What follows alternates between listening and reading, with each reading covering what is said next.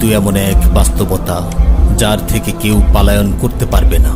প্রত্যেকটি প্রাণীকেই মৃত্যুর স্বাদ আস্বাদন করতে হবে। আল্লাহ তাআলা পবিত্র কালামে মাজিদ ইরশাদ করেন, কুল্লু নাফসিন যায়িকাতুল মাউত, প্রতিটি প্রাণী মৃত্যুর স্বাদ আস্বাদন করবে। কুল ইন্নাল মাউতাল্লাযী তাফিররুনা মিনহু ফাইন্নাহু মুলাকীকুম, হে নবী আপনি বলে দিন, মৃত্যু যার থেকে তোমরা পলায়ন করছো সে অবশ্যই তোমাদের সাথে সাক্ষাৎ করবে।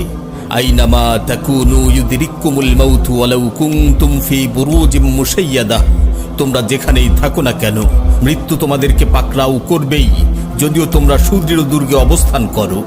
লিকুল্লি উম্মাতিন আজাল, ইযা জাআ আজালুহুম ফালা ইস্তাখিরুনা সাআতান ওয়ালা ইস্তাকদিমুন, প্রত্যেকটি জাতিরই মৃত্যুর জন্য একটি নির্ধারিত সময় রয়েছে। যখন সেই নির্ধারিত সময় চলে আসে তখন তার থেকে এক মুহূর্ত আগপিছ করা হয় না। এই ক্ষণস্থায়ী পৃথিবী যাকে নিয়ে তোমরা স্বপ্ন দেখছো, এই স্বপ্নের পৃথিবীও একদিন ধ্বংস হয়ে যাবে।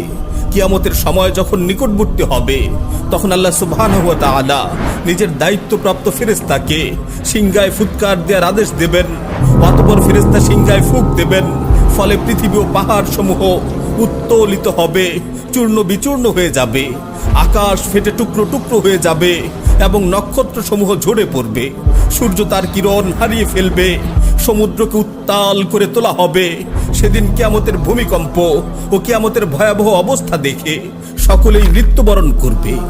আল্লাহ তাআলা বলছেন, ইয়া আইয়ুহান নাসু তাকু রাব্বাকুম ইন্না যালযালাতাস সাআতি শাইউন আযীম ইয়াওমা তারাউনাহা তাযহালু কুল্লু মুরদিআতিন আম্মা আরদাআত ওয়া তাদউ কুল্লু যাতি হামলিন হামলাহা ওয়া তারান নাসা সুকারা ওয়া মা হুম বিসুকারা ওয়ালাকিন্না আযাবাল্লাহি শাদীদ।